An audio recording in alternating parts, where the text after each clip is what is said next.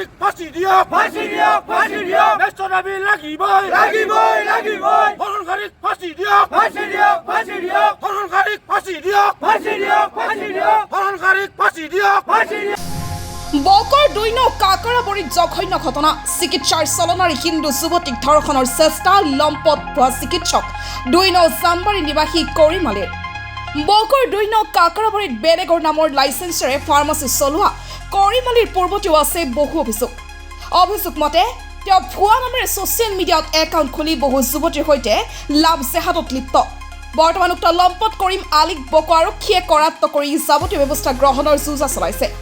উক্ত ঘটনা কেন্দ্ৰ কৰি বকো অঞ্চল তথা দাঁতিকাষৰীয়া অঞ্চলৰ সচেতন বহু যুৱকে বকো থানাত দোষীকুচিত শাস্তি দিয়াৰ বাবে উত্তাল প্ৰতিবাদ কৰে এতিয়া প্ৰশ্ন হৈছে আৰু কিমান দিনলৈ এনেধৰণৰ লম্পটৰ কামনাৰ বলি হ'ব নিৰ্জু যুৱতী ইয়াৰ উচিত ব্যৱস্থা কিবা হ'বনে নে মাত্ৰ কেইদিনমান জেলত থাকি আহি মুকলি আকাশৰ তললৈ আহিব এই লম্পটটো ফাঁচি দিয়ক ফাঁচি দিয়ক হৰণকাৰীক ফাঁচি দিয়ক ফাঁচি দিয়ক ফাঁচি দিয়ক দেশৰ দাবী লাগিবই লাগিবই লাগিবই হৰণকাৰীক ফাঁচি দিয়ক ফাঁচি দিয়ক ফাঁচি দিয়ক হৰণকাৰীক ফাঁচি দিয়ক ফাঁচি দিয়ক ফাঁচি দিয়ক হৰণকাৰীক ফাঁচি দিয়ক ফাঁচি দিয়ক ফাঁচি প্ৰায় 11:45 মান বজাত আমাৰ গাঁৱৰে এজন ছোৱালী আৰু মায়েক আহি পেলাই এখন ফাৰ্মাচীত আহিছিল বেজী দিয়াৰ কাৰণে তেওঁ বেজী দিলে মাকেহে বেজী দিব আহিছিল অহাৰ পিছত তেওঁ ছোৱালীজনীক কৈছে তোমাৰ শালমইনা উঠিছে শালমইনা উঠিছে তোমাক মই ঔষধ দিলে ভাল হ'ব ছোৱালীজনী কৈছে যে ঔষধ যদি দিয়ে যদি দি দিয়ক তেওঁ ঔষধটো বিচাৰিলে নাই ঔষধটো দিলে নহ'ব তোমাক পৰীক্ষা কৰিব লাগিব তাৰপিছত পৰীক্ষা কৰিব লাগে বুলি কৈ তেওঁ এটা ৰুমত মাতি লৈ গৈছে মাতি লৈ কেনে তেওঁ কৈছে তুমি পৰীক্ষা কৰিব লাগিব আৰু তুমি লাজ কৰবা তোমাৰ চকুত আৰু মুখত এখন কাপোৰ বান্ধি দিব লাগিব তেওঁ চকুত আৰু মুখত কাপোৰ বান্ধি তেওঁৰ গুপ্তাংগত তেওঁৰ আঙুলি ভৰাই তেওঁক মানে ৰেপ কৰাৰ কাৰণে চেষ্টা চলাইছিল কিন্তু তেওঁ অলপমান শক্তিবান আছিল ছোৱালীজনী আমাৰ তেওঁক চকুখন মেলি চাই যে তেওঁ উলংগ হৈ ভৰিখন তাৰ কান্ধত তুলি তেওঁক ৰেপ কৰাৰ সময়ত ৰেপ কৰা ওলাইছিল তাই দেখা পাই আচৰিত হৈ তেওঁক চিটিকি পেলাই তেওঁ পলাই তাৰপৰা পটং মাৰে কিন্তু আমি যোৱাত তেওঁলোকে আৰু কেইজনমান ইছলামিক ধৰ্মীক ল'ৰাই আমাক তেওঁক মানে তেওঁৰ ওচৰত যাব নিদিয়ে তাৰপিছত আমি প্ৰশাসনৰ সহায় ল'লোঁ প্ৰশাসনে আহি কেনে ল'ৰাজনক উদ্ধাৰ মানে ল'ৰাটো আৰু ল'ৰাজনক প্ৰশাসনৰ হেৰিত এৰেষ্ট কৰি লৈ আহে আৰু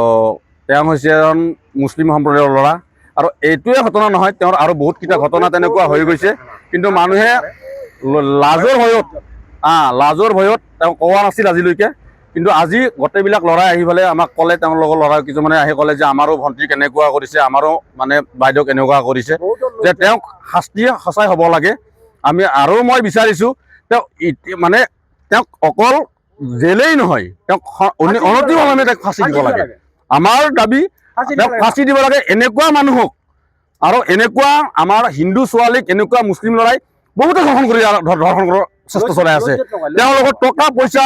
টকা পইচা প্ৰবঞ্চনা দি আমাৰ যি হিন্দু ছোৱালীক মুছলিম ল'ৰাবিলাকে ধৰ্ষণ কৰাৰ চেষ্টা চলাইছে তাৰ কাৰণে আমি এতিয়া কঠোৰ হ'বলৈ বাধ্য কৰাইছোঁ আৰু প্ৰশাসনক দাবী জনাইছোঁ অনতিপলমে এইজন কৰিম আলীক ফাঁচি দিয়াৰ কাৰণে আমি অনুৰোধ জনাইছোঁ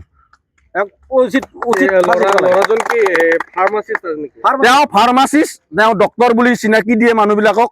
তেওঁ চিনাকি দি পেলাই চিকিৎসা কৰে ভুল চিকিৎসা কৰে আৰু তেওঁ শুনামতে ড্ৰাগছৰ লগত জড়িত তেওঁ ড্ৰাগছ বিক্ৰী কৰে তেওঁ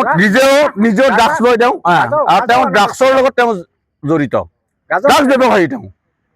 আৰু সেইজন ল'ৰাই বহুতো নাৰীক তেওঁ ধৰ্ষণ কৰে কিন্তু আমাৰ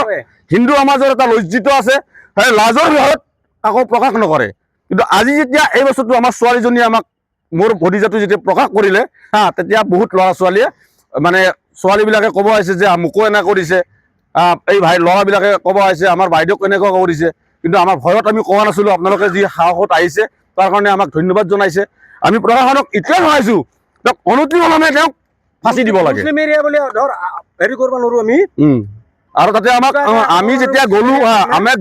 আমাক কৈছে যে আহিছা শুন দূৰত থাকা আমাৰ এলেকাত তোমালোকে নুসুমাবা এনেকুৱা কৰি আমাক কৈছে আৰু তাৰ কাৰণে মই অনুৰোধ জনাইছোঁ প্ৰশাসনক এনেকুৱা কাম যাতে দ্বিতীয়বাৰ নহয় আৰু এনেকুৱা কৰি মেলি যাতে প্ৰশাসনে কেতিয়াও যাতে উলিয়াই নিদিয়ে, তেওঁক যাতে ফাঁচি দিয়ে। মই মুখ্যমন্ত্ৰী মহোদয়ক অনুৰোধ জনাইছোঁ, এনেকুৱা কেছত যাতে কোনো জামিন নাপায়, যে ফাঁচি হয়, তাৰ কাৰণে মই বিনম্ৰতাৰে অনুৰোধ জনাইছোঁ।